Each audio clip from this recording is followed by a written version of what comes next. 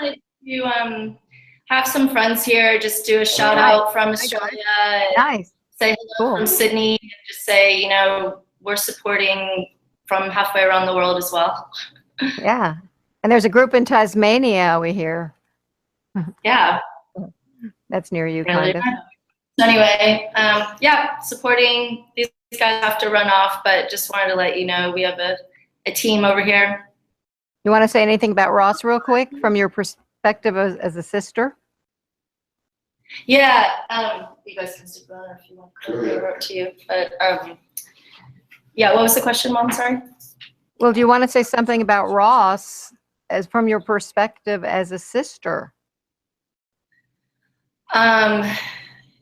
Yeah, I mean, I guess it's still, even though it's been 3 years, I'm still in shock. And it's always really odd to talk to him because he just sounds the same. He sounds like my brother. He is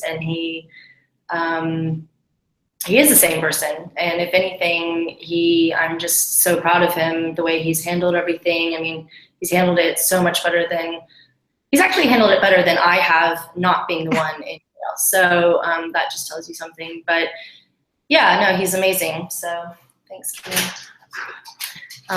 Yeah, and I am just really overwhelmed. Unfortunately, with the time difference here, I think it all started about 2 a.m. my time. So I've been trying to listen in from work as much as I can, but the support is just so overwhelming. And I just feel like whenever I say it, words just can't actually describe how I feel, that just having so many people support us and so many people hear us and so many people listen to what's really going on, it just keeps us going. It makes us feel like there is hope and there is a chance and that Ross will be free. And I'm just so, so grateful to everyone. Thank you.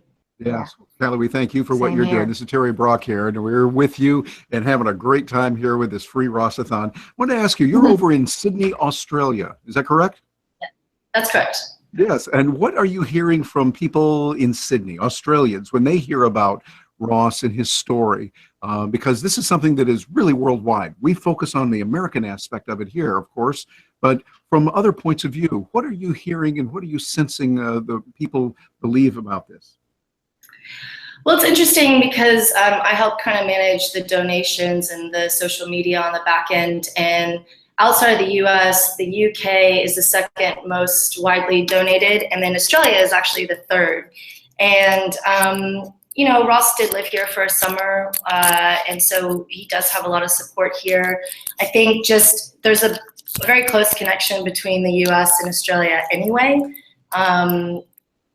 And, you know, like, for example, everyone here has iPhones. Everyone here is very connected. Everyone here wants to get the live stream on TV shows from the US. So there's a lot of connection in that way. And, you know, when I let them know, yeah, your iPhone is basically you're being tracked and you're being monitored. And just because you're not an American citizen and just because you're outside the US doesn't mean that the US government can't access your information as well.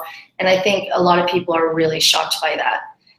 And, you know, it's one of those things, it's like, oh, well, gosh, that's horrible, but I really like having Google Maps, so I'm going to keep using my iPhone. I have an iPhone, so, you know, it's one of those things that I think, you know, and that's the whole point of this, is to bring awareness to the situation outside of not only Ross, but the effect it's going to have and is having on everyone. Mm-hmm. Yeah. We've learned a lot, haven't we, Callie, in the last 3 years? Yeah, I think we've lost Kirk. I think the internet connection might have gone down there, but you'll get the message to him that we got some money. There we go. And what we can do is have Callie. Callie, what do you think about that? We're close to our getting that major bill paid for. It's huge. I mean, I don't know, lost for words. I mean, it's what I was hoping, and it was what I knew that we could come together and make it happen, but it's taken a lot of hard work, and especially from you guys, a lot of man hours, a lot of time, a lot of ideas, and it's just amazing. And I know when Ross hears this, it's just going to boost him so much more, and it boosts us, and it's huge. It's awesome. It really is.